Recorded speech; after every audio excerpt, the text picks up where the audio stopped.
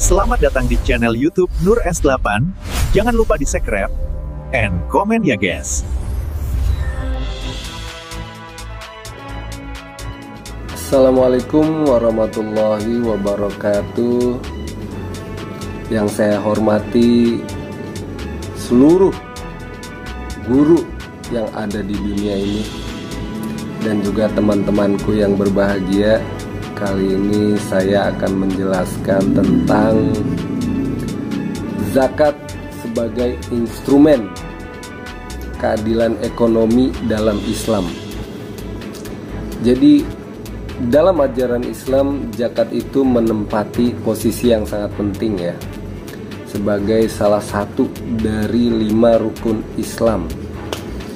Zakat bukan hanya sekedar kewajiban ritual, tapi juga merupakan sistem sosial ekonomi yang bertujuan untuk menciptakan keseimbangan dan keadilan dalam kehidupan bermasyarakat. Zakat juga berguna untuk membersihkan harta dan jiwa demi kesejahteraan bersama. Seperti kalau dalam Al-Quran itu perintah zakat sering disebut ya, beriringan dengan perintah sholat. Seperti contoh dalam surah At-Taubah ayat 103, Auzubillahi minasyaitonirrajim, Bismillahirrahmanirrahim. Khuz min amwalihim, ambillah zakat dari harta mereka. Sodakotang tutahhiruhum, guna menyucikan dan membersihkan mereka. Wa tuzakkihim biha wa shalli alaihim, dan doakanlah mereka. Inna sholataka, maka sesungguhnya doamu itu sakanul lahum, adalah ketentraman bagi mereka. Wallahu sami'un alim, Allah maha mendengar lagi maha mengetahui. Begitu bunyinya ya teman-teman. Selain itu Rasulullah SAW juga menegaskan kewajiban zakat di dalam berbagai hadis.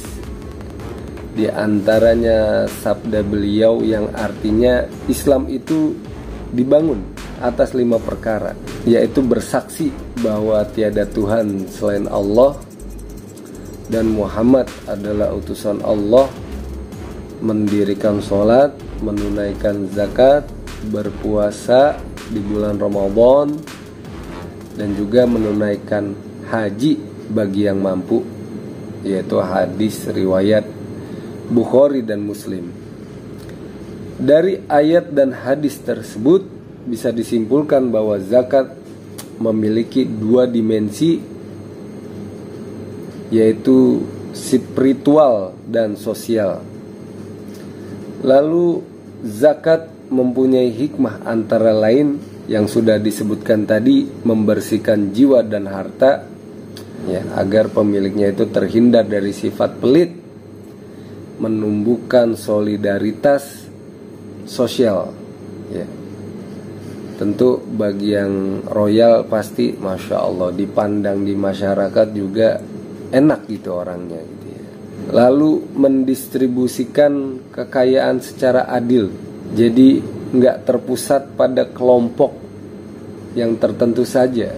Maka dengan sendirinya mendorong pertumbuhan ekonomi, karena harta yang berputar akan menimbulkan aktivitas ekonomi baru ya. Jadi harapannya dengan zakat itu perputaran ekonomi itu jadi efektif gitu ya, membangun masyarakat yang adil, sejahtera, penuh keberkahan, karena perputaran roda UMKM jadi berputar gitu.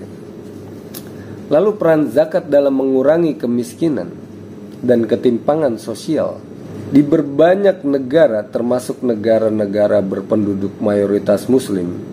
Biasanya Islam itu memberikan solusi struktural sebagai sistem zakat. Di dalam Al-Quran ada 8 asnaf ya, yaitu orang yang berhak menerima zakat. Dijelaskan dalam At-Taubah ayat 60 meliputi ada fakir, ada miskin, ada amil, mu'allaf, budak.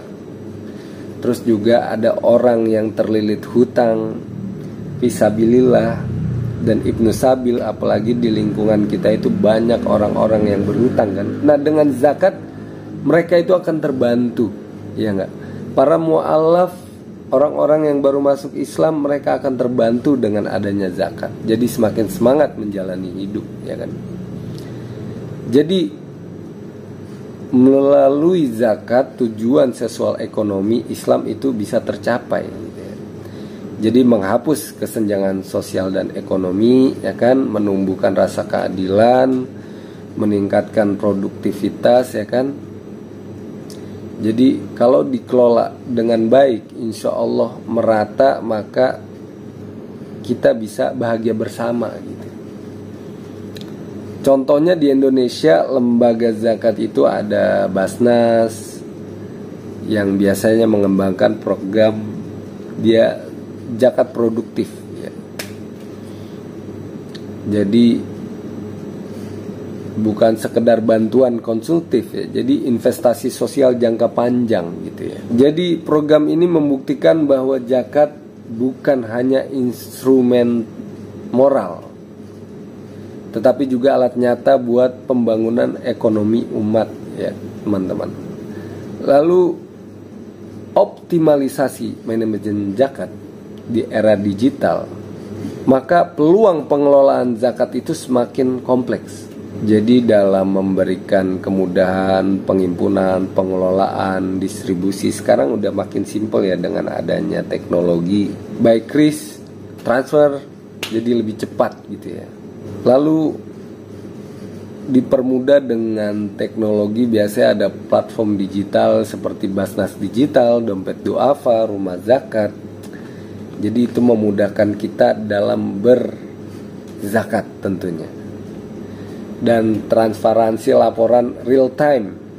Jadi bisa tepat waktu kita transfer sekian, laporannya udah ada. Gitu ya. Jadi semua terintegrasi dalam data nasional. Jadi apalagi sekarang penggunaan big data dan AI, artificial intelligence, itu membantu lembaga zakat jadi lebih mudah ya dalam mengontrol, melihat dan mengamati pemasukan dan pengeluaran, semua jelas gitu, bisa kita lihat bersama. Jadi pengelolaan berbasis teknologi untuk kesejahteraan umat itu sangat luas ya. Jadi kesimpulannya adalah zakat merupakan instrumen penting dalam sistem ekonomi Islam yang berperan besar mewujudkan keadilan sosial, kesejahteraan umat melalui landasan hukum yang kuat. Zakat memiliki fungsi spiritual sekaligus membersihkan harta dan menyeimbangkan distribusi kekayaan dalam konteks sosial zakat. Jadi zakat itu berperan dalam mengurangi kemiskinan. Tentu kalau ini dipakai di dalam dunia pemerintah, insya Allah zakat itu berhasil menumpas garis kemiskinan ya. Jadi dengan pemanfaatan teknologi digital, potensi zakat dapat dioptimalkan ya untuk menciptakan tata kelola yang profesional, transparan, dan akuntabel.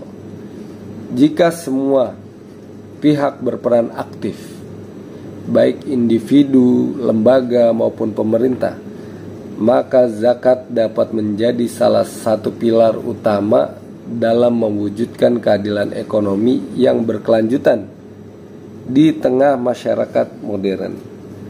Ya, itu saja penjelasan saya, kurang lebihnya mohon maaf. Assalamualaikum warahmatullahi wabarakatuh.